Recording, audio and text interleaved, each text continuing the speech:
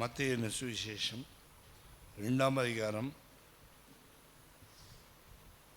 2ஆம்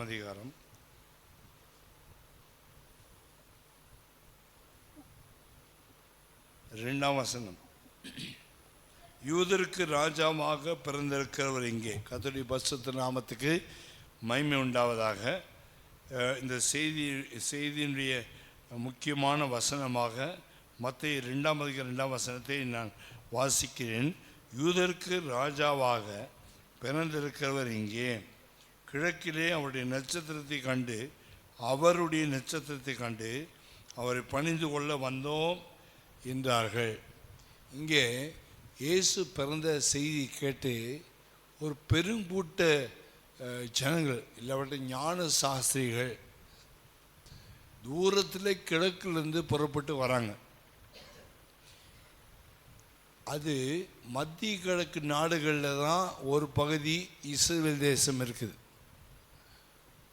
அது இங்கேருந்து அங்கே போனால் நாம தான் தூர கிழக்கு, இந்தியா, இலங்கை, சீனா, தாய்லாந்து, மியான்மார், அங்கே மலேசியா, சிங்கப்பூர் தான் தூர கிழக்கு.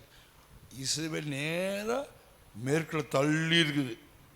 நாம் அந்த இடத்துக்கு கம்பேர் பண்ணால் அங்கே தூர கிழக்கில் இருக்கிறது இந்தியா, ஆப்பிரிக்கா, இந்தியா இந்த பக்கம், இந்தியா இந்த பக்கம், மலேசியா, சிங்கப்பூர், இலங்கை, சீனா, நாமெல்லாம் தூர கிழக்கு நாடுகள்.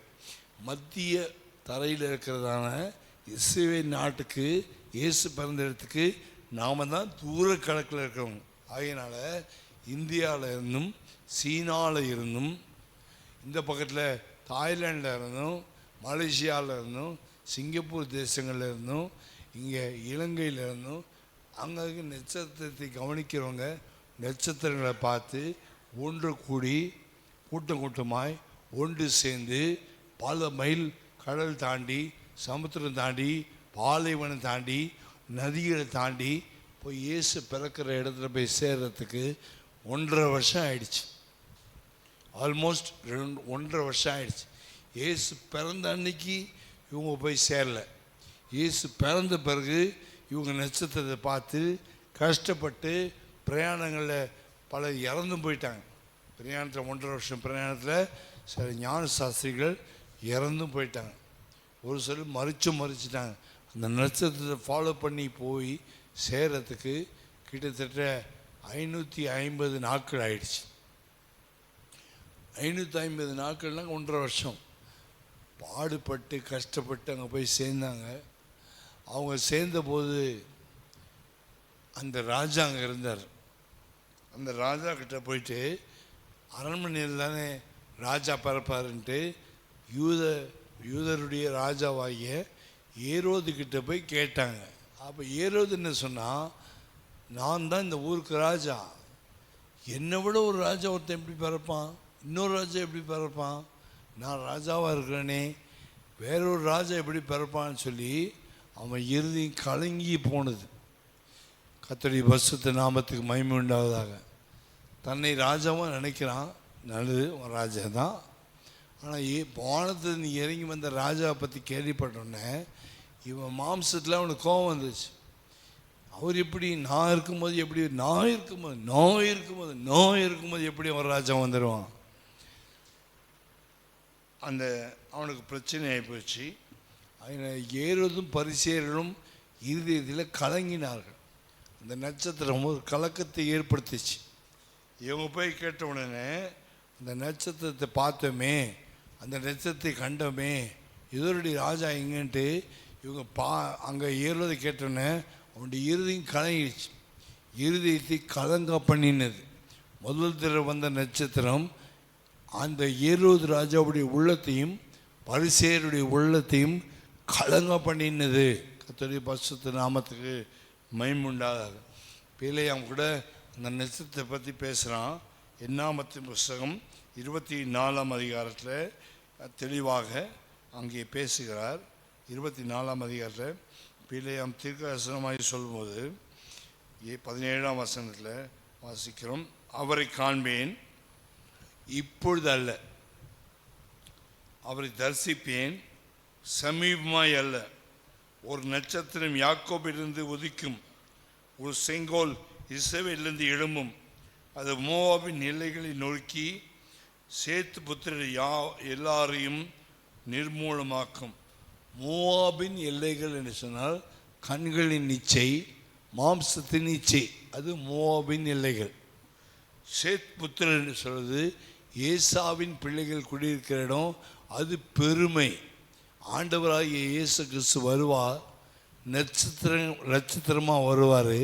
அது இப்போ வராது, அது இப்போ வராது. அவரை தரிசிப்பேன், சமீபமாக அல்ல. ஒரு நட்சத்திரம் வரும், யாக்கோபுடி குடும்பத்திலேருந்து அது வரும், அது உதிக்கும். ஒரு செங்கோல் வரும், இஸ்ரவேலிருந்து எழும்பும்.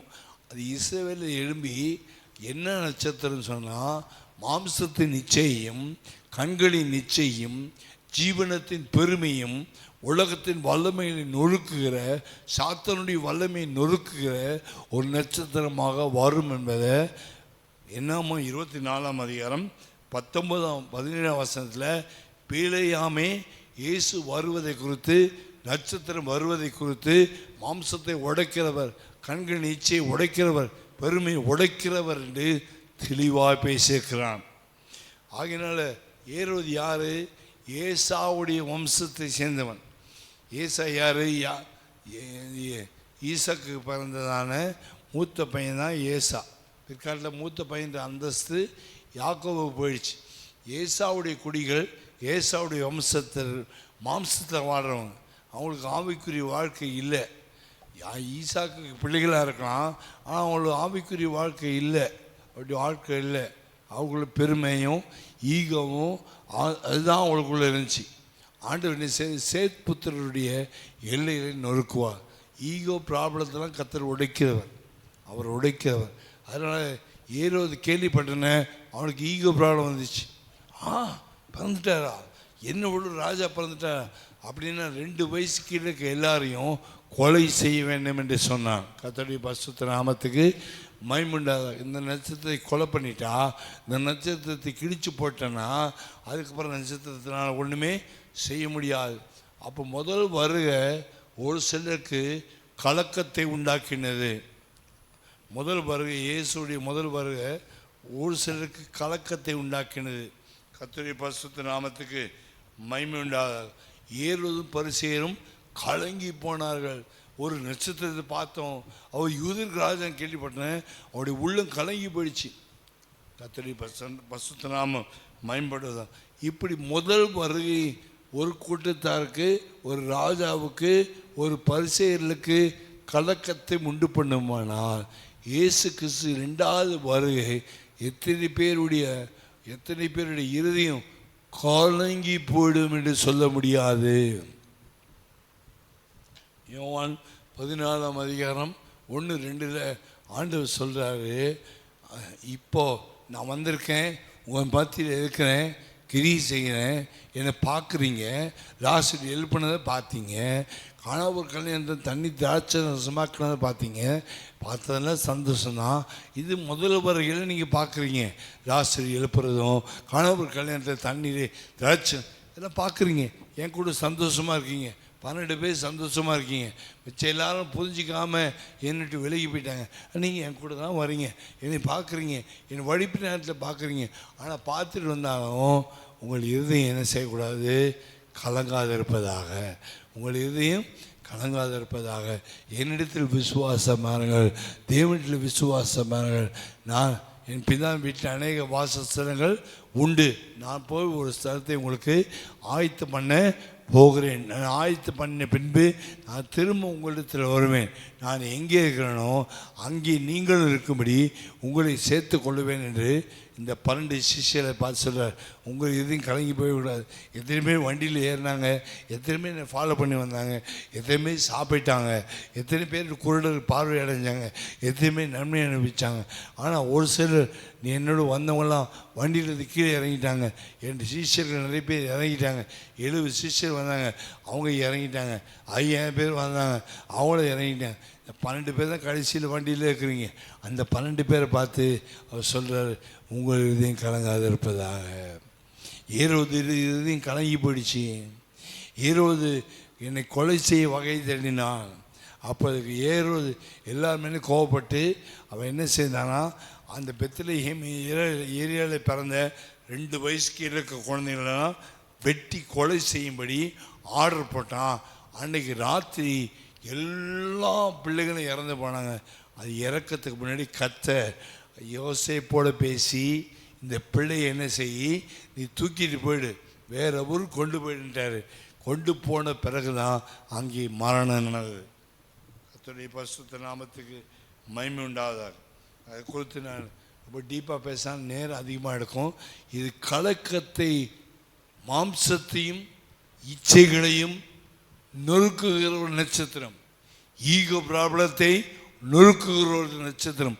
நான் என்ற அகம்பாவம், நான் எவ்வளோ பெரிய ஆள் தெரியுமா, என் ஊர் என்ன தெரியுமா, என் நாடு என்ன தெரியுமா, எங்கள் குடும்பம் தெரியுமா, அப்படி பேசுகிற ஆணவத்தை உடைக்கிற ஒரு நட்சத்திரம்.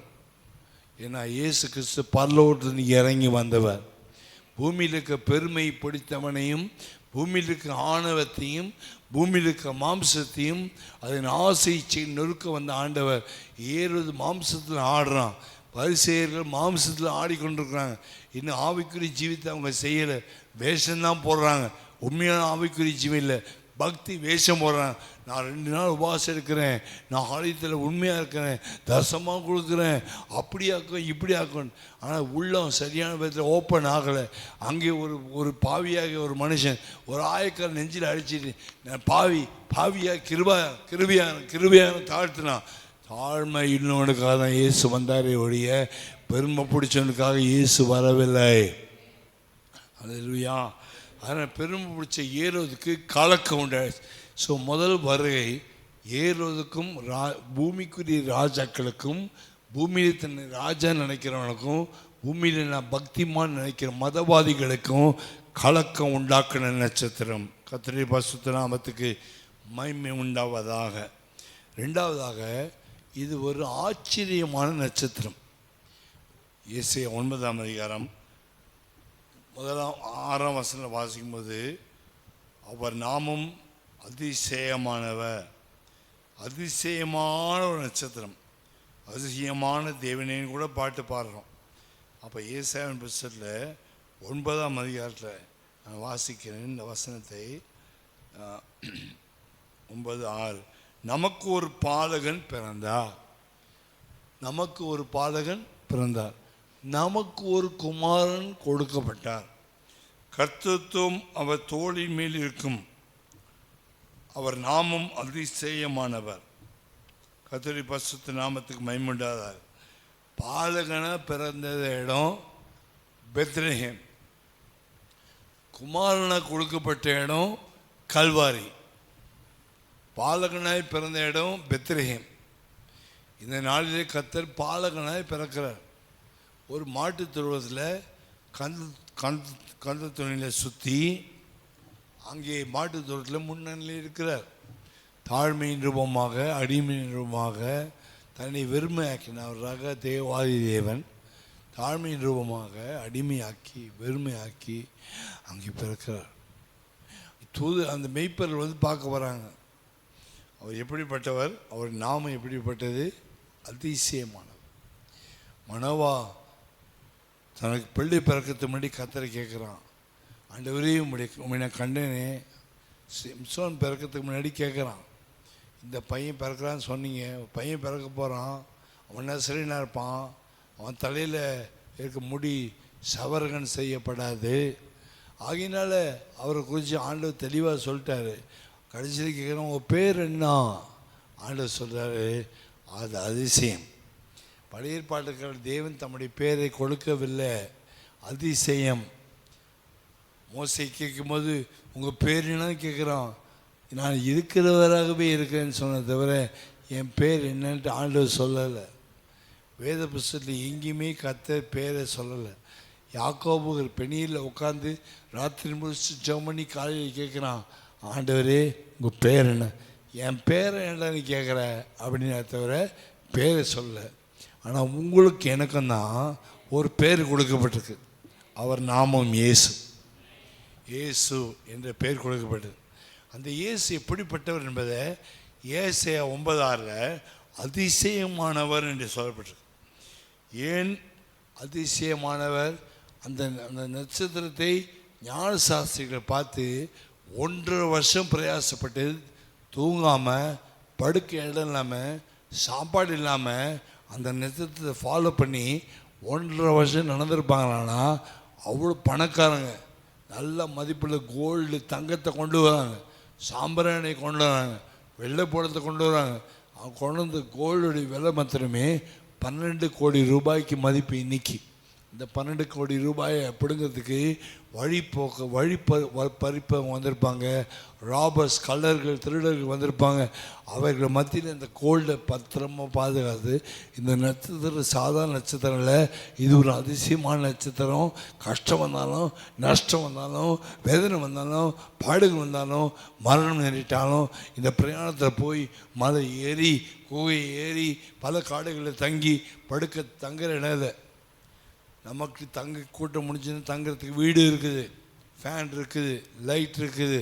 ஆனால் அவர்கள் படித்தவர்கள், நம்மளோட ரொம்ப படித்தவங்க, அறிவாளிகள், ஞானவான்கள், நட்சத்திரத்துடைய அந்த காலகட்டங்களை கவனிக்கிறவர்கள், ஞானம் உள்ளவர்கள், நல்ல வசதியான வீடுகள், பெரிய பெரிய மாளிகைகள் வாழ்ந்தவங்க.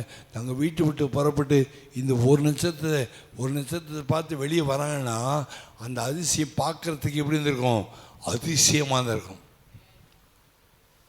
ஒரு பெரிய அதிசயத்தை இந்த நட்சத்திரத்தில் பார்த்ததுனால்தான் 1.5 வருஷம் நாங்கள் வச்சிருக்க கோல்டை விட, நாங்கள் வச்சிருக்க வெள்ளியை விட, நாங்கள் வச்சிருக்க வைரத்தை விட, வைடூரியத்தை விட, மாணிக்கத்தை விட அது காஸ்ட்லியான யாரோ ஒருத்தர் பிறந்திருக்கார் என்பதை அந்த நட்சத்திரம் பேசுனதுனால்தான் ஒருத்தர் வீட்டை விட்டு, குடும்பத்தை விட்டு, பிள்ளைகளை விட்டு ஒரு வழி பிரயாணமாய் எவ்வளோ தூரம் போதோ ஃபாலோ பண்ணி போக முடியும். இயேசு பிறக்கிறதுக்கு முன்னாடி இயேசுவை காணும்படி ஒரு கூட்டம் தியாகம் பண்ணி இந்தியாவிலேருந்து, சீனாவிலேருந்து, இலங்கையிலேருந்து, மியான்மர்லேருந்து, மலேசியாவிலேருந்து, சிங்கப்பூர்லேருந்து சில ஞான சாஸ்திரிகள் புறப்பட்டு போனார்கள். 1.5 வருஷம் அவரை பார்க்கறதுக்கே போனாங்க. கர்த்தருடைய பரிசுத்த நாமத்துக்கு மகிமை உண்டாவதாக. அவருக்கு இயேசு பிறக்கிறதுக்கு முன்னாடியே அந்த நட்சத்திரம் அவர்களுக்கு இது அதிசயமான நட்சத்திரம் என்று தெரிந்தது. அவருக்கு நாமம் கொடுக்கப்படவில்லை, அதிசயமானவர் என்ற நட்சத்திரம். அவருக்கு பேர் தெரியாது, ஆனால் போன பிறகு தான் தெரியும் இவர் பேர் இயேசு. கர்த்தருடைய பரிசுத்த நாமத்துக்கு மகிமை உண்டாவது. இயேசு சொல்லுகிறான் அவர் அதிசயமானவர். இயேசு உண்மையாகவே அதிசயமானவர். அங்கே போய் பார்த்தா அவருடைய வீட்டு மேலே அந்த நட்சத்திரம் நிற்கும் போது அங்கே ஜனங்கள் கூடியிருக்காங்க. அவர் உண்மையாகவே அதிசயமான நட்சத்திரம். அவருடைய உபதேசங்கள் அதிசயமானது, அவர் பேசின பிரசங்கம் அதிசயமானது, அவர் பேசின விதம் அதிசயமானது. அவருடைய அதிகாரம், லேகியோனை பார்த்து பேசாமல் இம்மிட்டு புறப்பட்டு போ என்று அத்தனை போய் பண்டி கூடத்தில் போனதுனால அவர் அதிசயமானவர். காற்றையும் கடலையும் பார்த்து இறையாதி அமைதியாக சொன்னவன், இவர் யாரோ, இது ரொம்ப அதிசயமாக இருக்குது, காற்று கடல் அப்படியே நிற்குதே அப்படின்னு சொன்னதுனால அவர் அதிசயமானவர். காற்றையும் கடலையும் அடக்கிற வல்லமை அவருடைய வார்த்தையில் இருந்தது. அதிசயமானவர், அதிசயமானவர். ஆண்டவர் அதிசயமான ஒரு தேவன். ஆண்டவர் கண் இல்லாதவனுக்கு ஒருத்தன் 2 கண்ணு கண்ணே கிடையாது, பிறவியிலே குருடன், 2 கண்ணு கிடையாது. அவன் வரான் ஐயசாமிகிட்ட. ஆண்டவர் கீழே குனிஞ்சி எச்சி துப்பி அந்த மண்ணை குழச்சி கண்ணுக்குள்ளே வச்சு இந்த மண்ணை போய் என்ன செய்யி சீலவாம் என்ற குளத்தில் போய் கழுவுனார். மண்ணை போய் கழுவினா புதுசாக கண்ணு உருவாயிடுச்சு. இல்லாத இடத்துல உருவாக்குறவன் அதிசயமான தேவன். அவருக்கு பரிசேயர்களும் அந்த வேத பாரர்களும் நிறைய கேள்விகளை கேட்டாங்க. அந்த கேள்விக்கு பதில் சொல்லும்போது அவர்கள் ஆச்சரியப்பட்டு போனாங்க. செவிடர்கள் கேட்டார்கள், குருடர்கள் பார்வையிட்டாங்க, சப்பானிகள் நடந்தாங்க, திமிர்வாதக்காரன் குளத்து பக்கத்தில் ரொம்ப வருஷம் படுத்து 38 வருஷமா அவனை கர்த்தர் எழுப்பினார். கர்த்தர் எழுப்பினார். குஷ்டரோகிகளை சுகமாக்கினார். அவருடைய ஊழியமே ஒரு அதிசயம். அவருடைய பேச்சு அதிசயம். அவர் அதிகாரம் அதிசயம். அவர் அதிசயமானவர் என்று இயேசு பிறக்கிறதுக்கு முன்னாடியே பல நூற்றாண்டுகளுக்கு முன்னாடியே ஏசையா அவர் பேர் அதிசயமானவர். கர்த்தருடைய பரிசுத்த நாமத்துக்கு மகிமை உண்டாதாக. முதலாவது சொன்னேன், பெருமை பிடித்தவர்களுக்கும் மாம்சத்தில் வாழ்கிறவனுக்கும் நான் என்ற திமிர் அகங்காரம் பிடிச்சவங்களுக்கும் கலக்கத்தை உண்டாக்குற நட்சத்திரம் என்று சொன்னேன். ரெண்டாவது உங்களோட சொன்னேன், அவர் அதிசயமானவர், அவர் உண்மையாகவே அதிசயமானவர் தான் என்பது நான் உங்களுக்கு பேசினேன். மூன்றாவது, அவர் பரிசுத்தமுள்ள நட்சத்திரம். லூக்கா 1 அதிகாரம் வாசிக்கும் பொழுது, லூக்கா 1 அதிகாரம்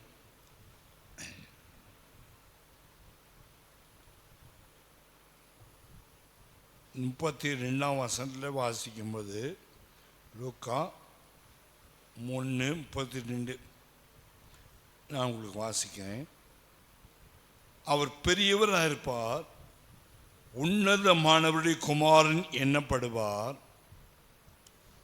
35 தேவதூதன் அவளுக்கு பிரதியுத்தரமாக பரிசுத்த 1:35 லூக்கா 1:35 தேவதூதன் அவளுக்கு பிரதியுத்தரமாக பரிசுத்த ஆவி உன்மேல் வரும், உன்னதமானுடைய பலம் உன்மேல் நிழலிடும், ஆதலால் உன்னிடத்தில் பிறக்கும் பரிசுத்தமுள்ளது தேவனுடைய குமாரன் எண்ணப்படும். ஸோ இது பரிசுத்தமுள்ள நட்சத்திரம். ரோம கத்தோலிக்க ஜனங்க செய்கிற மகா பெரிய மிஸ்டேக் என்னன்னு சொன்னால், இங்கே உன்னதமானவருடைய பலம் உன்மேல் நின்றுடும், பரிசுத்தாவி உண்மையில் வரும், உன்னதமானவருடைய பலன் உண்மையில் நின்றுடும். அப்போ என்ன சொல்கிறாங்க ரோம கத்தோலிக்க ஜனங்க, மாம்சத்தில் இயேசு பிறந்தார், ஆனால் உலக பிரகமான ஒரு புருஷனுடைய உதவி வச்சு இயேசு பிறக்கலை. யோசேப்பிடி ரத்தத்தை வச்சு இயேசு பிறக்கலை. ஆமென். அவர் கன்னியாக இருந்தார், ஆனால் கர்ப்பவதியாக இருந்தார். அப்போ ரோமன் கத்தோலிக்க ஜனங்களுடைய இது என்னென்னா, மரியாள் தான் தேவன், அப்புறம் தான் இயேசு. மரியாளுக்கு அப்புறம் தான் இயேசு. எப்படி சொல்கிறாங்கன்னா, இந்த ஒரு வசனத்தை தப்பாக புரிஞ்சுக்கிட்டு உன்னதமானவருடைய பலன் உண்மையில் நேரிடும் அப்படின்னா, பிதாவாகிய தேவனுக்கும் இந்த மரியாளுக்கும் இந்த உலகபரமான எப்படி புருஷன் மனைவியும் இணைந்து குழந்தையை பெற்றுக்கிறாங்களோ, பிதாவாகிய தேவன் மரியாளோட மாம்சப்பிரகமான உறவு கொண்டதுனால இயேசு பிறந்தார் என்று ரோமன் கத்தோலிக்க ஜனங்கள் சொல்கிறாங்க. அது தவறு. தேவன் ஒருவர் சேரக்கூடாத ஒளியாய் வாசமாக இருக்கிறார். ஒருவர்கிட்ட நெருங்க முடியாது. ஆண்டவர் மூக்கில் ஊதும்போதே சமுத்திரம் ரெண்டாக திறக்கிற வல்லமை உடையவர். அவர் இல்லாத இடத்துல எல்லாவற்றையும் வரவழைக்கிறவர், இல்லாததை சிருஷ்டிக்கிறவர், இல்லாத இடத்துல எல்லாவற்றையும் உருவாக்குற தேவன். ஆதியில் ஆதாமை உண்டாக்கினவர் அவர் தான். அவர் நாசியில் ஊதுனவர் அவர் தான். அவனுடைய விழாவிலும் எடுத்து ஏவாளை சிருஷ்டித்தவரும் அவர் தான். ஆதாம் கெட்டு போனதுனால தேவனுடைய வார்த்தை பரலோகத்தில் இருந்துச்சு. தேவனுடைய மனதிலே தேவனுடைய வார்த்தை, பிதாவின் மனதிலே தேவனுடைய வார்த்தை இருந்தது. அந்த வார்த்தை பரலோகத்தில் இருந்தது. அந்த வார்த்தை கீழே இறங்கி வந்துச்சு. வார்த்தை ஒரு வித்து, வார்த்தை ஒரு விதை, வார்த்தை வசனம் என்பது வித்து. ஆதியிலே வார்த்தை இருந்தது, அந்த வார்த்தை தேவனோடு இருந்தது, அந்த வார்த்தை தேவனானது, அந்த வார்த்தை மாமிசமாக மாறினது. அதனால் ரோம கத்தோலிக்க ஜனங்க மாதாவை எடுத்து தங்களுடைய சபைகளை வைத்து இவங்க இல்லாமல் இப்படி இயேசு வந்துடுவார் என்று சொல்லுறாங்க. ஆனால் இயேசு வந்தது எப்படின்னா, பரிசுத்தாவியில் தான் பிறந்தார் தவிர மனுஷ ரத்தத்தின்படி இயேசு பிறக்கவில்லை. மனுஷ ரத்தம் இயேசுக்குள்ளே இருந்துச்சுன்னா, இங்கே ஒரு மனுஷன் சுத்தமாக வாழ்கிறான், ஆனால் அவன் பிறந்திருக்கான், அவனுக்கு அப்பா அம்மா இருக்காங்க, அவனுடைய ரத்தம் அவனுடைய ரத்தத்துக்குள்ள ஆதாமுடைய பாவம் இருக்கிறதுனால என்னுடைய பாவத்தை கழுவ முடியாது. பரலோகத்தின் தேவன் பரிசுத்தமுள்ள ஒரு நட்சத்திரத்தை பூமிக்கு அனுப்பணும். இது ஒரு பரிசுத்தமுள்ள நட்சத்திரம். மனுஷ சித்தத்தின்படி அவர் பிறக்கலை, மனுஷனுடைய மாம்சத்தின்படி அவர் பிறக்கலை, மாம்ச சித்தத்தின்படி பிறக்கலை. அவர் தேவனுடைய வார்த்தையை கொண்டு வந்து பிதாவாகிய தேவன் மரியாளுடைய கற்பத்தில் அனுப்பினார்னா மரியாளுடைய கற்பத்தில் அனுப்பினார் என்று சொல்வது, மரியாள் தன்னுடைய கன்னித்தன்மையை இழக்கவில்லை. நேராக போய் வயிற்று வழியாய் போய் வயிற்றுக்குள்ளே போய் உட்கார்ந்தது வார்த்தை. உள்ளே போன பிறகு தான் அது மாம்சமாக மாறிச்சு. அது மரியாளுடைய ரத்தத்தினால இல்லை, யோசேப்புடைய ரத்தத்தினால, பரலோகத்தினுடைய தேவனுடைய வல்லமையினாலே ஒரு புதிய ஆதாமை கர்த்தர் சிருஷ்டிக்கிறார். ஒரு பழைய ஆதாமை மண்ணினால் உண்டாக்கினார், ஒரு புதிய ஆதாமை வார்த்தையிலிருந்து மாற்றுகிறார். வார்த்தையை மாறி வார்த்தை மேலே பரிசுத்தாவியானவர் அசைவாடி அது நிமித்தம் பிறப்பது பரிசுத்தமுள்ளது எனப்படும். உலகத்தில் எந்த ரத்தம், கோழி ரத்தமோ ஆடு ரத்தமோ மாடு ரத்தமோ மனுஷனி பாவத்தை கழுவ முடியாது. எத்தனை புண்ணியாசனங்களோ, எத்தனை மலைகளோ, எத்தனை காடுகளோ வெறும் காலோடு நடந்தாலும் பாவத்தை கழுவ முடியாது. ஒரு ஆதாம் பாவம் செய்துட்டான், முழு மனுக்குலமும் பாவத்துக்குள்ளே சீலை அடிச்சிட்டான் பிசாஸ். அந்த சீலை உடைக்கணும், பாவம் இருக்கிற சீலை உடைக்கணும், அடித்து பிசாசை உடைக்கணும், மாம்சத்தின் வலிமை உடைக்கணும்னா ஒரு நட்சத்திரம் பரிசுத்தமாக பிறக்கணும். அது எப்படி பிறக்கணும்? தேவனாலே பிறக்கணும், தேவனால் அனுப்பப்படணும், தேவனால் அந்த வார்த்தை அனுப்பப்படணும். அந்த வார்த்தை இறங்கி மரியாளுடைய வயிற்றுக்குள்ளே தங்கணும், அதுக்குள்ளே வளரணும். மரியாள் சாப்பிட்ட இட்லி தோசைனால் வளரக்கூடாது, பரிசுத்தாவினால் வளரணும்.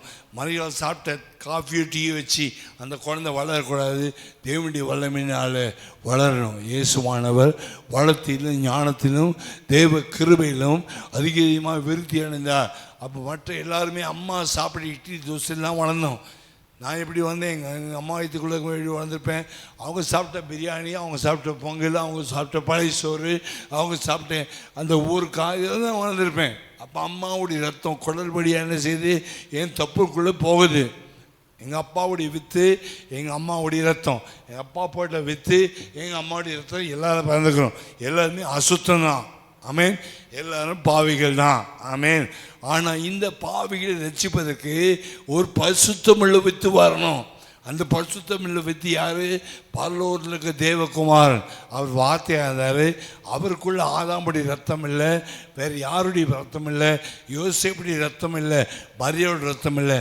யாருடைய ரத்தம் மிக்ஸ் ஆகாமல் முழு மனு வர்க்கத்துக்காகவும் ஒரு ஆட்டுக்குட்டி பிறந்து ரத்தம் சிந்தணும். அந்த ஆட்டுக்குட்டி விலையேற பெற்ற ஆட்டுக்குட்டி, மகிமையான ஆட்டுக்குட்டி, பரிசுத்தமுள்ள ஆட்டுக்குட்டி. அது ஒரு பரிசுத்தமுள்ள ஆட்டுக்குட்டியாக பிறக்கணும்னா அது பழுதற்றதாக இருக்கணும், மாசற்றதாக இருக்கணும். தேவனே தன்னை சொந்த குமாரனை அது பலியாக செலுத்துகிற அளவுக்கு தகுதியாக இருக்கணும். எல்லாரும் பரிசுத்தவான் இல்லை, ஒரு பரிசுத்தவான் பிறக்கணும். அவர் தான் பரிசுத்தமுள்ள வித்து. இது ஒரு பரிசுத்தமுள்ள நட்சத்திரம். கர்த்தருடைய பரிசுத்த நாமத்துக்கு மகிமை உண்டாக. இந்த வித்து வரோன்னு சொல்லிட்டு ஏற்கனவே பைபிளில் சொல்லப்பட்டிருக்கு. ஆதியாகமம் 3ஆம் அதிகாரம் 15ஆம் வசனத்தில் வாசிக்கும்போது அந்த வித்து ஒன்று வரும், ஸ்திரீகளுடைய வித்து, ஸ்திரீனுடைய வித்து என்று சொல்லி, உனக்கும் 15 உனக்கும் ஸ்திரீக்கும் உன் வித்துக்கும் அவள் வித்துக்கும் பகை உண்டாக்குவேன். அவர் உன் தலையை நசுக்குவார், நீ அவர் குதிங்காலை நசுக்குவாய் என்றார். கர்த்தருடைய பரிசுத்த நாமத்துக்கு மகிமையுண்டாக. இங்கே ஸ்திரீயின் வித்து பிசாசின் தலையை நசுக்கும் என்று பிசாசோட கர்த்தர் சவால் விடுகிறார். எந்த வலு சர்ப்பம் இறங்கி வந்து ஏவாளை ஏமாத்தினானோ, இப்போ வலு சர்ப்பத்துக்கு ஆண்டவர் சவால் விடுறார். நீ இந்த ஏவாளை ஏமாற்றி நன்மை தீமை கண்ணியை புசிக்க வச்ச இல்லையா, வச்சதுனால மனுக்குலத்துக்கு கெட்டு போச்சு.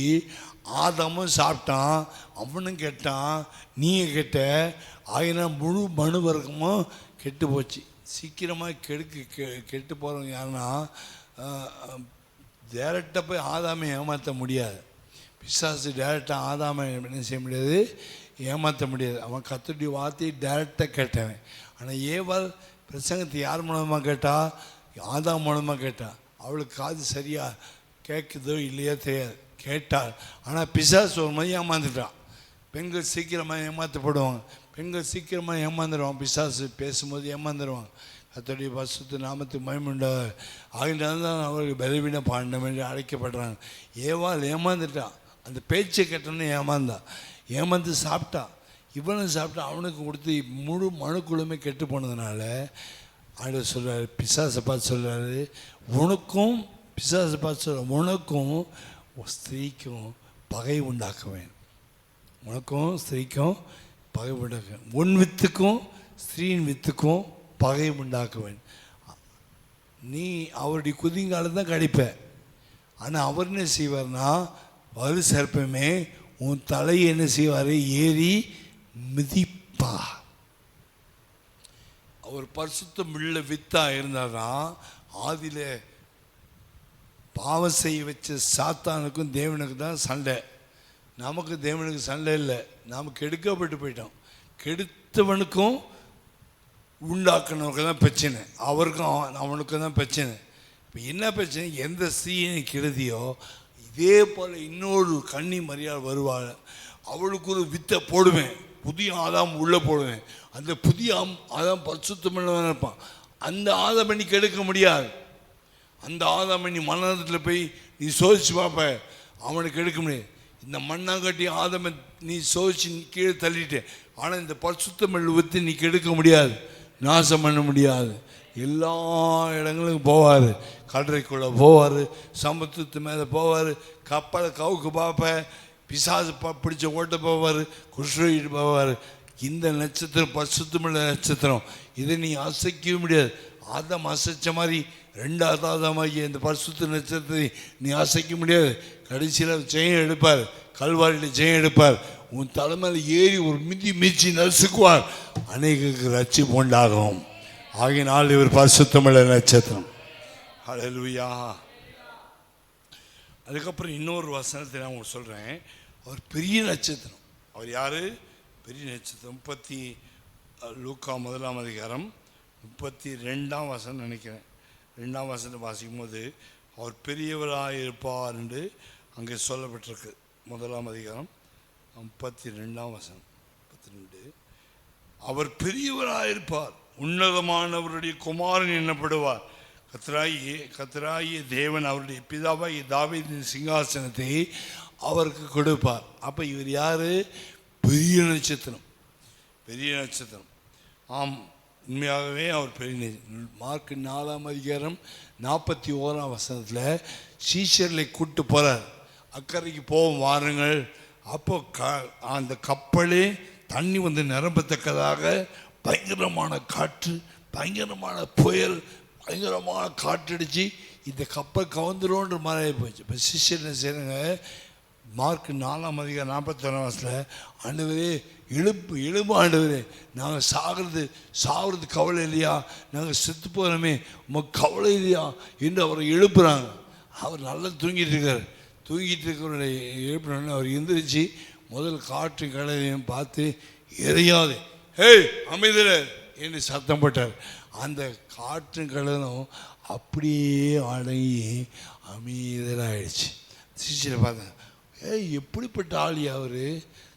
எல்லா கப்பலும் உள்ளே போயிடுச்சு, எல்லா படகும் உள்ளே போயிடுச்சு, நம்ம படகு தான் கடைசியில் உள்ளே போக வேண்டியது, கவர போகுதுன்னு நினைக்கும் போது எலும்பி ஈஸியாக அதட்டிட்டாரு. சாதாரண என்ன போச்சு? வானத்தை பூமி உண்டாக்கின ஒரு நட்சத்திரம், வானத்தை அடக்குகிற நட்சத்திரம், கடலை விட பெரிய நட்சத்திரம். ஆகினால்தான் பெரிய நட்சத்திரம். ரெண்டாவது, பிசாசுகள் கூட அவரை பார்த்து என்ன செய்யுது? பயப்படுது. மார்க் 5ஆம் அதிகாரம் 7ஆம் வசனம் 12ஆம் வசனம். மார்க் 7ஆம் அதிகாரம் 5ஆம் அதிகாரம் 12ஆம் வசனம். 5ஆம் அதிகாரம்.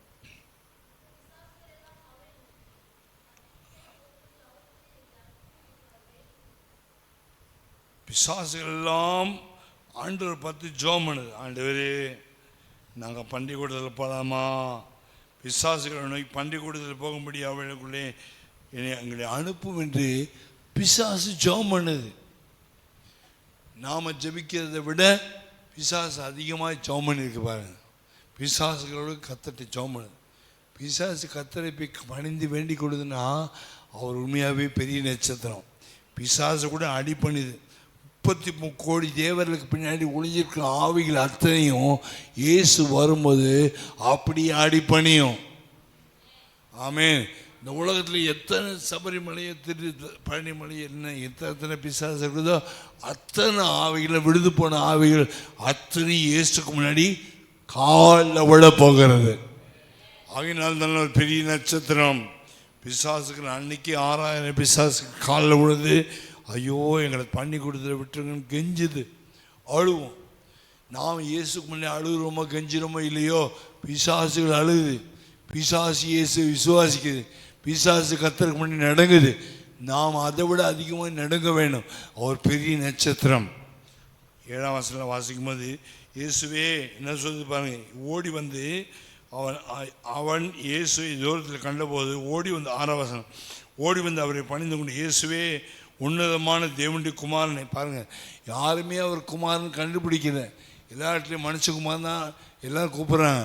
ஆனால் பிசாசு தான் ஃபஸ்ட்டு சொல்லிச்சு, இயேசுவே தேவனுடைய குமாரனே எனக்கும் உமக்கு என்ன, என்னை வேதனைப்படுத்தாதபடி தேவன் பேரை உமக்கு ஆணை என்று சத்தியம் போட்டு சொன்னேன். விட்டுருங்க, என்னை விட்டுருங்க. அதுக்கப்புறம் கெஞ்சிது, நான் போகிற பண்டிகை. அப்படி நான் ஒரு பெரிய நட்சத்திரம். 6000 பிசாசு தலைவணங்கிறதுக்கு அளவுக்கு அவர் பெரியவராக இருக்கிறார். இல்லையா? நம்முடைய வாழ்க்கையில் நமக்கு வந்த பிசாசின் வல்லமெல்லாம் அடக்கி போடுவதற்கு அவர் பெரிய நட்சத்திரம். அதுக்கப்புறம் மார்க் 5ஆம் அதிகாரத்தில், அதே மார்க் 5ஆம் அதிகாரத்தில் 25ஆம் வசனத்திலிருந்து வாசிக்கும்போது அங்கே ஒரு பெருமாள் ஸ்திரீ ஒருத்தி வரா. 12 வருஷமாய் பெருமாள் ஸ்திரீ. அநேக வைத்தியர்கள் டாக்டர்ஸ், நிறைய டாக்டர்ஸ் நிறைய படிச்சிருக்காங்க. கண் ஸ்பெஷலிஸ்ட், ஹார்ட் ஸ்பெஷலிஸ்ட், மூளை ஸ்பெஷலிஸ்ட், முதுகு எலும்பு ஸ்பெஷலிஸ்ட், எல்லா ஸ்பெஷலிஸ்ட்டும் பார்த்துட்டாங்க. ரத்த உதிரப்போக்கு நிற்கவே இல்லை. ரத்தம் போயிட்டே இருக்குது 12 வருஷமாக. காசு பணம் செலவு பண்ணி எல்லா டாக்டருக்கும் 5 லட்சம் 10 லட்சம் 4 லட்சம் 3 லட்சம் சொத்து விற்று, வீடு விற்று, நிலத்து விற்று, காணியை விற்று, அவங்களுடைய வயல்வெளி நிலத்தை விற்று செலவு பண்ணி கிடச்சது 0. இனிமேல் பேசாமல் ரோட்டு ஓரத்தில் உட்காந்து சாப்பிட்றது நல்லது. இந்த இடத்துக்கு வந்தபோது கேள்விப்பட்டா ஒரு பெரிய நட்சத்திரம் வருது. அந்த பெரிய நட்சத்திரம் பல அற்புதங்களை செய்து, அந்த பெரிய நட்சத்திரத்தை நீ பார்த்தீங்கன்னா உனக்கு இந்த வேதனை நீங்கிடும். எலும்பு தொல்லுமாயிட்ட, ரத்தமெல்லாம் போயிடுச்சு, சாவு போகிற. இப்போ ஒரே ஒரு சீக்கிரம் சொல்லி தரோம். அந்த பக்கத்து உள்ள ஒரு பெரிய நட்சத்திரம் நடக்குது. அவர் அற்புதங்கள் செய்கிறான். அவர் இந்த பக்கமாக வரும்போது பார்த்துக்கோ. மிஸ் பண்ணுறதை யாரோ சொல்கிறான். அதை கேட்டு மனசில் வச்சுட்டு வரட்டும் பார்த்துக்கிறேன். இவ்வளோ கும்பல் வந்தாலும் யார் ஏறி மிதித்தாலும் நான் உள்ளே போய் அவரை தொட்டுறேன்னு தீர்மானம் எடுத்தான். ஏசு அந்த வழியாக வந்தார். ஏசு வரலான்னு கேள்விப்பட்டேன். தனக்கு இருந்த கந்த துணி போட்டு கட்டிட்டு தன்னை எப்படியாவது கந்த துணி இருக்க மாதிரி காட்டக்கூடாது, ஏழையே தன்னை காட்டக்கூடாதுன்னு சொல்லி தன்னை சரி பண்ணிட்டு கும்பலுக்குள்ளே நுழைஞ்சு உள்ளே போய் எல்லாம் யார் உள்ளே ஒருத்தர் யாரோ பாம்பு மாதிரி நெளிஞ்சு ஓடுது. பாம்பு மாதிரி நெளிஞ்சு ஓடினா வாசகத்தை தொடங்கும். அவர் பெரிய நட்சத்திரம். அவர் தான் பெரிய டாக்டர், அவர் தான் பெரிய வைத்தியர், அவர் தான் பெரிய விஞ்ஞானி, அவர் தான் பெரிய சயின்டிஸ்ட், அவர் தான் ராக்கெட்டை விட பெரியவர், அவர் தான் வானமண்டலத்தை விட பெரியவர், அவர் ராஜாதி ராஜா. அவரை தொட்டால் போதும், இன்ஜெக்ஷன் இல்லாமல், மருந்து இல்லாமல், ஊசி இல்லாமல் சுகமாக்குற நட்சத்திரம், சகல வியாதியை மாற்றக்கூடிய நட்சத்திரம், சகல வேதனை மாற்றக்கூடிய நட்சத்திரம். 12 வருஷம் டாக்டர் எல்லாத்துக்கும் காசை கொடுத்து வீணாக போச்சு. சொத்தம் போச்சு, சோகம் போச்சு, வீடும் போச்சு, நாடம் போச்சு, சொந்தக்காரனை போயிட்டாங்க. கடைசியில் ஒருத்தர் இருக்கிறார், லாஸ்ட் சான்ஸ். ஒன்று ஏறி மீச்சு நான் சாகணும், இதை தொட்டு பிழைக்கணும். ஏறி மீச்சு நான் சாகணும், இதை தொட்டு பிழைக்கணும். சாவா வாழ்வா. என் நட்சத்திரத்தை தொட்ட ஒன்று ஒரு வல்லமை அவர்களுக்கு பாய்ந்தது. உடனே ரத்த உதற போக ஸ்டாப் ஆயிடுச்சு. கர்த்தருடைய பரிசுத்த நாமத்துக்கு மகிமை உண்டாவதாக. ஏன் அவர் பெரிய நட்சத்திரம்? சகல வியாதியை சுகமாக்க முடியாத எந்த வியாதியும் அவருக்கு இல்லை. இந்த கிறிஸ்மஸில் ஆண்டவர் உங்களுக்கு பெரிய நட்சத்திரமாக இருக்கிறார். அதுக்கப்புறம் இயேசு கிறிஸ்து 5 அப்பம் 2 மீனை வச்சு 5000 பேர் யோவான் 6ஆம் அதிகாரத்தில் வீட்டில் போய் வாசிச்சுக்கணும். யோவான் 6ஆம் அதிகாரத்தில் 9-11 வாசிக்கும் போது ஒரு சின்ன பையன்கிட்ட வாங்கி அது வானத்தனதை பார்த்து ஆசை வச்சு 5000 பேர் உட்கார வச்சு இதை போடுங்க போட்டாங்க. அவ்வளோ பேருக்கும் வளர்ந்துச்சு, மீன் வளர்ந்துச்சு, பொரிச்ச மீன் வளர்ந்துச்சு, சுட்ட அப்பம் வளர்ந்துச்சு. ஆகினால் இவர் பெரிய நட்சத்திரம். ஆமேன். யோனாவின் ஆண்டவர் சொல்கிற யோனாவின் பெரியவர். மத்திய 12ஆம் அதிகாரம் 41ஆம் வசனத்தில் எவ்வளோ பெரியவர், எவ்வளோ பெரியவர்னா யோனா தீர்க்கதரிசியை விட ஒரு பெரியவர். மத்திய 12ஆம் அதிகாரம் 41ஆம் வசனத்தில் வாசிக்கிறோம் இவர் யாருன்னு. 41ஆம் வசனம் 41 வாசிக்கிறோம் பாருங்கள். நான் வாசிக்கிறேன். யோனாவின் பிரசங்கத்தை கேட்டு நினைவே பட்டினத்தார் என்ன செஞ்சாங்க? 12:41 மத்திய 12:41. யோனாவின் பிரசங்கத்தை கேட்டு நினைவே பட்டினத்தார் மனம் திரும்பினார்கள். இதோ யோனாவிலும் பெரியவர் இங்கே இருக்கிறார். பார்த்தீங்களா, இவர் யாரை விட பெரியவர்? யோனாவை விட பெரியவர்.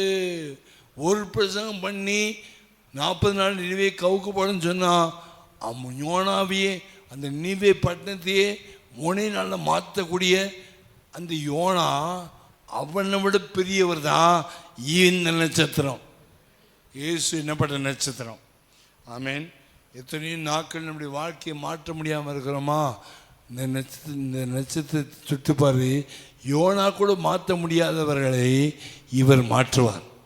யோனாத்துக்கு மாற்ற முடியாத கெடுகிட்ட பாவியன் இருந்தாலும் யோனாத்துக்கு கூட உன்னை திருத்த முடியாத கடினமான இருதயமான இருந்தாலும் இந்த பெரிய நட்சத்திரம் கல்லான இருதயத்தை மாற்றும், கல்லான உள்ளத்தை மாற்றும், கல்லான இருதயத்தை மாற்றும், பிடிவாத சுவாபனை மாற்றும், எரிச்சலை மாற்றும், பகையை மாற்றும். மோசமான நினைவு பட்டணத்தை யோனா மாற்றுவானால் யோனாவில் பெரியவர் இதோ கிறிஸ்மஸனுக்கு இங்கே வந்திருக்கிறார். என் வாழ்க்கையில் சில காலத்தை மாற்ற முடியல. எனக்கு பெருமை போக மாட்டேங்குது, எனக்கு தாழ்மை வர மாட்டேங்குது. நான் திமிரில் ஆடுறேன், ஆணவத்தில் ஆடுறேன், அநியாயம் பண்ணுறேன். பவுலை கர்த்தர் மாற்றினார். சவுலான்னா சிஷியலை கொலை பண்ணான், சபையை நசுக்கினான், நுறுக்குனான், கெடுகட்ட பாவத்தை செஞ்சான், அட்ராசிட்டிஸ் அராச்சகம் பண்ணான். அராச்சகம் பண்ணவனை மாற்றின ஒரே நட்சத்திரம் இவர் தான். அல்லேலூயா. மாற்று பாவியை பரிசுத்தவானை மாற்றக்கூடிய மகிமையான நட்சத்திரம் யோனாவிலும் பெரியவர். ஆமேன். 2வது யாரை விட பெரியவர்னா 42 வசனத்தை வாசிக்கிறோம். இதோ சாலமோனிலும் பெரியவர். அதே வசனத்துக்கு அடுத்த வசனம், சாலமோனிலும் பெரியவர் இங்கே இருக்கிறார். இந்த கிறிஸ்மஸ் அன்னைக்கு வந்திருக்கிறார். அதில் நியாய தீர்ப்பு நாளிலே அந்த ராஜஸ்ரீ இந்த சந்ததி யாரோடு எழுந்து நின்று இவர் மேல் குற்றப்படுத்துவார். அப்போ யார்? சாலமோன் ராஜா விட பயங்கரமான ஞானத்தில், இவர் ஞானத்திலே பாவியை மாற்றுவதிலே பெரியவர், ஞானத்திலே இவர் ரொம்ப பெரியவர். அதுக்கப்புறம் இவர் யாரோட பெரியவர்னா யாக்கோபை விட பெரியவர். யோவான் 4ஆம் அதிகாரத்தில் யாக்கோபை பற்றி 4ஆம் அதிகாரத்தில் சமாரிய ஸ்திரீ சொல்கிறான், தெரியுமா எங்கள் தகப்பனாரு யாக்கோபுடைய கிணறு தெரியுமா, நீனும் பெருசா தாக்கத்துக்கு தான் கேட்குற. எங்கள் அப்பா எங்கள் மொப்பி தான் யாக்கோபு வெட்டின கிணறு. அந்த காலத்தில் இங்கே இதெல்லாம் தண்ணி குடிக்கிறோம், இங்கே வந்து என்கிட்ட தண்ணி கேட்குற அப்படி கூட கேட்டான். இந்த கிணற்றை எங்களுக்கு தந்த 12ஆம் வசனம் 4:12 இந்த கிணற்றை எங்களுக்கு தந்த நம்முடைய பிதாவாகி யாக்கோபை பார்க்கிலும் நீ பெரியவரோ, அவரும் அவர் யாக்கோபும் அவர் பிள்ளைகளும் மிருகஜீவங்களிலே குடித்ததுண்டே. இயேசு அவளுக்கு பிரதியுத்தரமாக இந்த தண்ணீரை குடிக்கிறவனுக்கு உங்கள் அப்பா உங்கள் யாக்கோபு வெட்டி வச்சான் பார்த்தியா, இந்த தண்ணீரை எல்லாம் குடிச்சிங்க தான், இதில் குடித்தா என்ன செய்யும், உங்களுக்கு தாகம் உண்டாயிடும். இந்த யாக்கோபு வெட்டின கிணறை விட எனக்குள்ள ஜீவ தண்ணீராக கிணறு இருக்குல்ல, அது பெரிய கிணறு, வலிமையான கிணறு. நீ 5 புருஷனை வச்சுருந்த, இப்போ ஒருத்தருக்கு அவனும் புருஷன் கிடையாது, மோசமான பாவத்தின் வாழ்க்கையை செய்கிற, நான் கொடுக்குற தண்ணீரை குடிச்சினா, நான் கொடுக்கும் தண்ணீர் குடிக்கிறவனுக்கோ ஒரு கால் என்ன செய்யாது, தாகம் உண்டாகாது. அது நான் அவனுக்கு கொடுக்கும் ஜீவன் தண்ணீர் அவனுக்குள் நித்திய ஜீவ காலமாய் ஊறுகிற ஊற்றாக இருக்கும். எனக்கு தாகம் உண்டானா கூட ஆண்டவரே திரும்பி வந்து கிணத்துல மொண்டு கொள்ளாமல் இருக்கிறதுக்கு தண்ணி தாங்க. அந்த தண்ணி குடிச்சிங்க. டெய்லி தண்ணி எடுத்துக்க தோல் வலிக்குது, இடுப்பு வலிக்குது, சுமந்து வலிக்குது. டெய்லி வந்தவன் தண்ணி பிடிச்சிட்டு போனேன். நீ அப்படி நான் எனக்குள்ளே ஒரு ஊற்று உண்டு பண்ணிட்டீங்கன்னா நான் தண்ணி பிடிக்க வேண்டிய அவசியம் இல்லை. இயேசு அவளை நோக்கி, தண்ணி கொடுக்குறேன், உன் புருஷனை கூட்டுவான். அப்போ சொன்னா, எனக்கு புருஷன் இல்லையே. அதுவும் கரெக்டு தான், நீ சொன்ன அதுவும் ரைட்டு தான். உனக்கு 5 பேர் இருந்தாங்க, இப்போ ஒருத்தர் இருக்கான், அவனும் புருஷன் இல்லை. அப்படி சொன்ன அவளுக்கு என்ன ஆச்சுன்னா ஷாக் ஆகிடுச்சு. அப்படி வாழ்க்கை கரெக்டாக சொல்லிட்டாரு, மேப் போட்டார், சார்ட்டு வரைஞ்சிட்டாரு. அப்படின்னா இவர் சாதாரண தீர்க்கதரிசி இல்லை, இவர் யாக்கோபை விட உண்மையாகவே பெரியவர். இவர் தான் மேசியா, இவர் தான் நட்சத்திரம், இவர் பெரிய நட்சத்திரம் என்பதை ஒரு சமாரிய ஸ்திரீ கண்டுபிடித்தார். யாக்கோபை விட பெரியவர். கர்த்தருடைய பரிசுத்த நாமத்துக்கு மகிமை உண்டாவதாக. எத்தனை நட்சத்திரம் சொல்லியிருக்கேன்? கலக்கம் உண்டாக்குற நட்சத்திரம், அதிசயமான நட்சத்திரம், பரிசுத்தமுள்ள நட்சத்திரம், பெரிய நட்சத்திரம், ஒரு சந்தோஷத்தை கொடுக்கிற நட்சத்திரம். கடைசியாக முடிக்கிறேன். சந்தோஷத்தை கொடுக்கிற, முழு உலகத்துக்கு சந்தோஷத்தை கொடுக்கிற நட்சத்திரம். மத்தேயு 2ஆம் அதிகாரம் 10ஆம் வசனத்தில் அவர்கள் அந்த நட்சத்திரத்தை கண்டபோது ஆனந்த சந்தோஷம் அடைந்தார். ஆனந்த அதை பார்த்தோன்னே அவங்களுக்கு என்ன வந்துச்சுன்னா ஒரு ஹாப்பினஸ். இயேசு பார்த்த உடனே ஒரு ஹாப்பினஸ், நட்சத்திரத்தை பார்த்த உடனே சந்தோஷம் உண்டாயிடுச்சு. ஏன்னு சொன்னால் இந்த நட்சத்திரம் தான் எல்லாருடைய பாவத்தை சுமந்து தீர்க்கும். சந்தோஷம் இல்லாத ஜனங்களுக்கு சந்தோஷத்தை கொடுக்கும், விசுவாசத்தை துவக்கும், விசுவாசத்தை முடிக்கும்.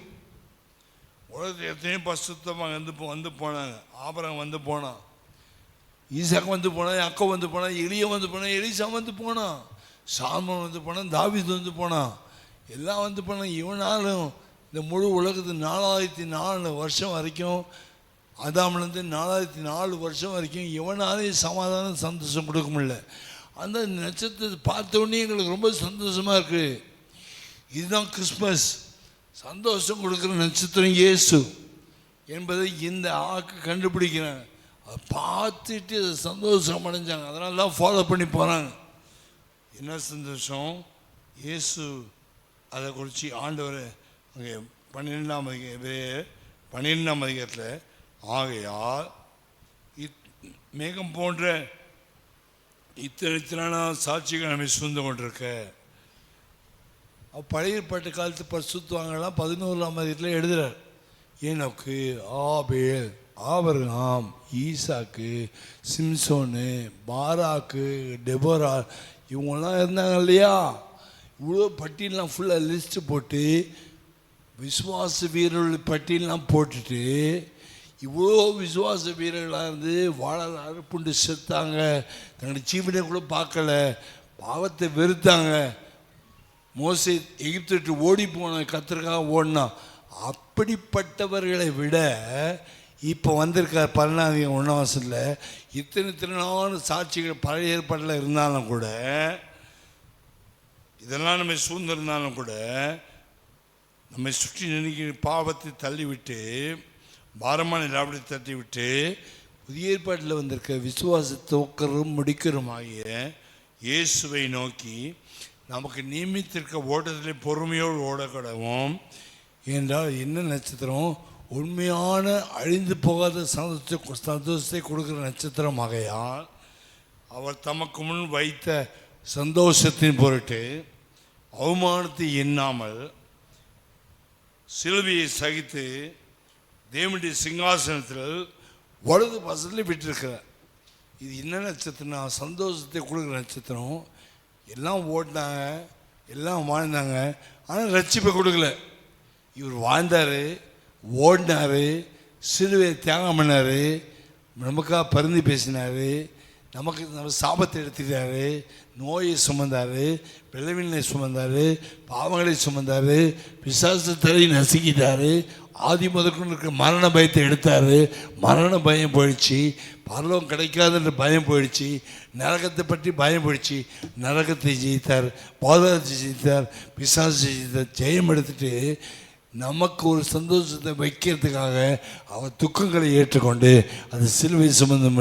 இனி துக்கமாக இருக்கக்கூடாது, நீ சந்தோஷமாக இருக்கணும், நீ சமாதானமாக இருக்கணும் என்றதுக்காக அந்த வேதனைகளையும் பாடுகளையும் துன்பங்களையும் நிந்தைகளும் சிலுவையில் சுமந்து நமக்கு முன்பாக ஒரு சந்தோஷத்தை வச்சுருக்காரு. யாரும் சந்தோஷம்? நீங்களும் நான் ரட்சிக்கப்படும்போது அந்த நட்சத்திரத்துடைய சந்தோஷத்தை பார்க்கணும்னு சொல்லி தான் அந்த நட்சத்திரம் நமக்காக ஜீவனை விட்டது. ஆமென். இவர் யார்? இவர் சந்தோஷத்தின் நட்சத்திரம், இவர் சந்தோஷம் கொடுக்குற நட்சத்திரம். அந்தியோகியா பட்டணத்தில் பவுலும் பர்னபா போகும்போது பவுலையும் பர்னபையும் அந்தியோக பட்டணம் வேண்டான்னு நிராகரிச்சிட்டாங்க. வேண்டாம், பவுல் வேண்டாம், பவுல் ஊழியம் செய்ய வேண்டாம், பர்னபா ஊழியம் செய்ய வேண்டான்ட்டு வேண்டான்னு ஒதுக்கிட்டாங்க. அப்போஸ்டலர் 13:18 வாசிக்கும்போது, அப்போஸ்டலர் லாஸ்ட் வசனம், அப்போஸ்டலர் 13:18 அங்கே பவுலையும் பர்னபாவையும் ஒதுக்கிட்டாங்க. ஆண்டவர் என்ன செய்கிறேன்னா அந்த பவுலையும் பர்னபாவையும் வேறு ஊருக்கு அனுப்புகிறார். 18ஆம் வசனத்தில் 13ஆம் அதிகாரம்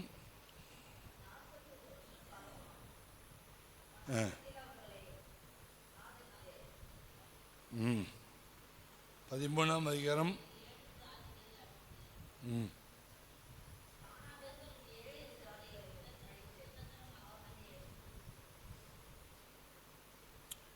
17ஆம் வசனம். இல்லை, இவங்க போய் இங்கே ஊழியம் செய்கிறாங்க. ஊழியம் செய்யும்போது பவுலையும் பர்னபாவையும் அந்த சபையார் என்ன செய்வாங்க, அந்தியோகப்பட்டினம் முதல் வசனம், அந்தியோகப்பட்டினத்தில் உள்ள சபையில் பர்னபாவும் நிகர் எனப்பட்ட சிமியோனும் கார்பங்கு தேசத்தை ஏறுவதற்கு முன்னே வளர்க்கப்பட்ட ஒரு கர்த்தருக்கு முன்பாக ஆராதனை செய்து உபவாசத்தை கொண்டிருக்கும்போது பர்னபாவையும் சவுலையும் அனைத்த ஊழியத்துக்காக அவரை பிரித்து விடுங்கள் என்று பரிசுத்த ஆவியானவர் சொன்னார். ஸோ சபையிலிருந்து அவர்களை வெளியே அனுப்பிட்டாங்க. 4ஆம் வருஷத்தில் கப்பல் ஏறி சிலிக்கியா பட்டணத்துக்கு வந்தாங்க, சீப்பிரு தீவுக்கு போனாங்க, சாலமி பட்டணத்துக்கு போனாங்க, அங்கே பிரசங்கித்தார்கள். யோவான் உதவி செய்தான். பாப்பப்பட்டினம் வந்தபோது அவங்க ஒரு யூதனை கண்டாங்க, அவளோட வசனை கேட்க ஆசையாக இருந்தாங்க. இப்போ இந்த இடத்துக்கு வந்தபோது ஒரு மந்திரவாதியை சந்திக்கிறாங்க.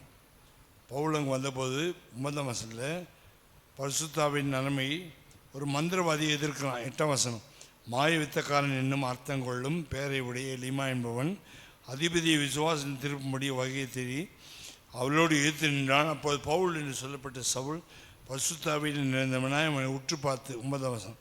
10ஆம் வசனம், எல்லாம் கபடும் எல்லாம் பொல்லாங்க நிறைந்தவனே, பிசாசின் மகனே, நீதிக்கெல்லாம் பகையனே, கர்த்தருடைய செம்மையான வழிகளை புரட்டுவதில் ஓய மாட்டாயோ? இதை இப்பொழுதே கர்த்தருடைய கை உண்மை வந்திருக்கிறது. சில காலம் சூரியனை காண மாட்டாய், குருடனாக இருப்பாய். உடனே மந்தாரம் இருள் அருமை விழுந்தது, தடுமாறி கைலா கொடுக்கிறவர்களை தேடினான். அப்போது அதிபதி சம்பவத்தை கண்டு கர்த்தருடைய உபதேசத்தை குறித்து அதிசயப்பட்டு விசுவாசித்தான். பவுலையும் பர்னபாவையும் அந்த ஊரில் ஏற்றுக்கொள்ளலை, இன்னொரு ஊருக்கு ஒரு மந்திரவாதியை பார்க்குறாங்க. இந்த ஊரில் வந்து அந்த மந்திரவாதியை பார்த்து அவன் அந்த மந்திரவாதியுடைய கண்ணை குருடாக்கணுன்னு பவுலையும் பர்னபாவையும் விசுவாசித்தாங்க. பவுலுடைய உபதேசத்தை ஏற்றுக்கிட்டாங்க. ஒரு ஊரில் ஒரு ஊழியக்காரன் தூக்கி வீசிட்டாங்கன்னா இன்னொரு ஊரில் சந்தோஷமாக ஏற்றுக்கொள்வாங்க. ஏன்னா அந்த ஊழியக்காரனுக்குள்ளே இருக்கிறது யார் தெரியுமா? ஒரு சந்தோஷத்தை கொடுக்குற நட்சத்திரம். ஆமேன். ஒரு ஊர் ஊழியக்காரன் வேணாம் தூக்கி போட்டுச்சுன்னா இன்னொரு ஊழியக்காரங்க அந்த இன்னொரு விசுவாசிங்க அந்த ஊழியக்காரனை சந்தோஷமாக ஏற்றுக்கொள்வாங்க. அந்த ஊழியக்காரனுக்குள்ள நட்சத்திரத்தை கண்டுபிடிக்கிற இடத்துல அந்த ஊழியக்காரன் போனான்னா அவனுக்கு சந்தோஷம், விசுவாசிகளுக்கு சந்தோஷம். ஆமேன், அல்லேலூயா. கிறிஸ்மஸ் டே சொன்னேன்னே உனக்கு சந்தோஷத்தை கொடுக்குற நட்சத்திரம். 5 காரியம் சொன்னேன். நம்பர் 1 கலக்கம் உண்டாக்குற நட்சத்திரம். நம்பர் 2 அதிசயமான நட்சத்திரம். நம்பர் 3 பரிசுத்தமுள்ள நட்சத்திரம். நம்பர் 4 பெரிய நட்சத்திரம். நம்பர் 5 சந்தோஷத்தை கொடுக்குற நட்சத்திரம். என்னெல்லாம் வெறுக்கிறாங்களேன்ட்டு நீ வேறு ஊருக்கு போனால் அங்கேயே உனக்கு சந்தோஷம் உண்டாகணும். நான் கூட வேறு ஊருக்கு போனால் எனக்கு ரொம்ப சந்தோஷம். எப்போ எங்கே வெளியே போனால் நான் சந்தோஷப்பட்டு தான் வருவேன். வெளியே ஊரில் போய் பிரசங்கம் பண்ணிட்டு வந்தேன்னா டபுள் சந்தோஷத்தை தான் மெட்ராஸ் வருவேன். ஊரில் இந்த ஊரில் இருக்கிறத வெளியூருக்கு போனால் ரொம்ப ஆந்திராவுக்கு போயிட்டு வந்தால் ரொம்ப சந்தோஷம். வெளியூரில் போனால் சந்தோஷம். நாகர்கோவில் போனால் சந்தோஷம். ஏன்னா நட்சத்திரத்தை அவர்கள் காண்கிறார்கள். எனக்குள்ளே இருக்கிற நட்சத்திரத்தை அவர்கள் காண்கிறார்கள். நட்சத்திரத்தை கொண்டு போய் கொடுத்தா அதை வாங்கிக்கிறாங்க. கண்ட உடனே சந்தோஷம் உண்டாகுது. அவங்க பார்த்து டெய்லி பார்த்து பழங்களுக்கு சந்தோஷம் வராது இல்லையா? புதுசாக ஒரு பாஸ்டர் வந்தால் சந்தோஷம் வரும் இல்லையா? அப்போ தான் நட்சத்திரம் பார்க்க முடியும் இல்லையா? அது வரைக்கும் நட்சத்திரம் என்ன செய்ய முடியாது, பார்க்க முடியாது. இயேசு கிறிஸ்து 3 வருஷம் ரெகுலராக பார்த்துட்டு இருந்த யூதாஸுக்கு சந்தோஷம் வரல. இந்த சீக்கிரம் வளர்ந்துடுறானே, பெரியலாகிறானே, இவனை காட்டி கொடுத்துடலாம், முத்தம் கொடுத்து காட்டி கொடுக்கலாம். இவன் கிட்டே இருக்கிறான், பக்கத்தில் இருக்கிறான். இவர் சந்தோஷத்தை கொடுக்குற நட்சத்திரம் புரியல, பெரிய நட்சத்திரம் புரியல. ஐயா வாழ்க்கைன்னு சொல்லி முத்தம் கொடுத்து காட்டி கொடுத்துட்டு கடைசியில் அவர் போய் பிடிச்சிட்டு போன பிறகு தான் இவனுக்கு தெரியுது, ஐயோ சந்தோஷத்தை கொடுக்குற நட்சத்திரத்தை இழந்தோமே, சமாதானத்தை கொடுக்குற நட்சத்திரம் இழந்தோமே, பெரிய நட்சத்திரம் இழந்தோமே, பெரிய தப்பு பண்ணேன்னு மகா பாவம் பண்ணேன்ட்டு அவனை கிடப்பாரை குத்தி வயிற்று கிடப்பாரை போய் சொருகி குடல் சரிஞ்சு செத்து போனான். நம்முடைய தேவனை எப்போவுமே சந்தோஷமாக பார்க்கணும், பெரிய நட்சத்திரமாக பார்க்கணும். இயேசு சீக்கிரம் வரப்போகுதா? அவர் வரும்போது நம்ம கலக்கம் உண்டாகக்கூடாது. இயேசு வரும்போது செகண்ட் டைம் வரும்போது சந்தோஷம் உண்டாகணும். பெரிய நட்சத்திரம் வரும்போது சந்தோஷம் உண்டாகணும். அதிசயமானவர் வரும்போது சந்தோஷம் உண்டாகணும். பரிசுத்தமுள்ள நட்சத்திரம் வரும்போது நாம் பரிசுத்தவான்களாய் அவரை சந்திக்க கர்த்தர் உதவி செய்வாராக. தேவன் அந்த சந்தோஷத்தை கர்த்தர் கொடுப்பாராக. எல்லா கண்களையும் மூடி, ஆண்டவரே இன்றைக்கி பேசின 5 விதமான நட்சத்திரங்கள். 1 கலக்கம் உண்டாக்குற நட்சத்திரம், இன்னொன்று அதிசயமான நட்சத்திரம், 3வது பரிசுத்தமுள்ள நட்சத்திரம், 4வது பெரிய நட்சத்திரம், 5வது சந்தோஷம் உண்டாக்கும் நட்சத்திரம். அவர் சந்தோஷத்தை கொடுக்கிறவர். உனக்கு சந்தோஷம் வேணுமா? சமாதானம் வேணுமா? பெரிய பிரச்சனை மாறணுமா? அதிசயம் நடக்கணுமா? அதிசயமான காரியங்களை செய்ய முடியாது. ஆகினால இந்த கிறிஸ்மஸ் நம்ம கூடி வந்திருக்கிறோம். எல்லா கண்களையும் மூடி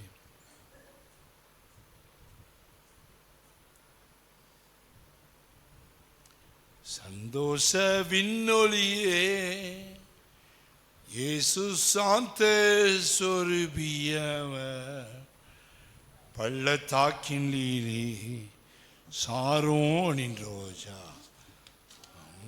மலர்ந்து உதித்தார். சந்தோஷ விண்ணொலியே இயேசு சாந்த சொருபியவர் பள்ளத்தாக்கின் லீலி சாரோனின் ரோஜா பார்கள் மலர்ந்து உதித்தார். பூலோகமே மேய்கள் தேடாதவர், பேரும் புகழும் நாடாதவர். பூலோகமே மேய்கள் தேடாதவர், பேரும் புகழும் நாடாதவர். ஒன்றான மெய் தேவன் இயேசுவை என் ஆத்ம இரட்சகரே. ஒன்றான மெய் தேவன் இயேசுவை என் ஆத்ம இரட்சகரே. சந்தோஷ விண்ணொலியே இயேசு சாந்த சொரூபியவர் பள்ளத்தாக்கின் லீலி சாரோனின் மணந்தோதி சந்தோஷ விண்ணொளியே இயேசு சாந்த சொருவிய பள்ளத்தாக்கின் லீலி சாரோனின் மணந்தோதி எங்கள் சமாதான பிரபு இவர் இயேசு அதிசயமானவர்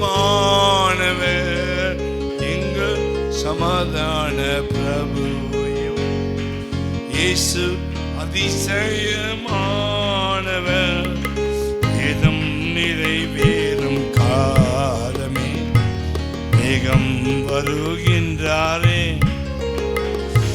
வேதம் நிறைவேறும் காலமே மேகம் வருகின்றாரே சந்தோஷ விண்ணொளியே இயேசு சாந்த சொருபியவர் பள்ளத்தாக்கின் லீலி சாரோனின் பாடல் மணந்தோதி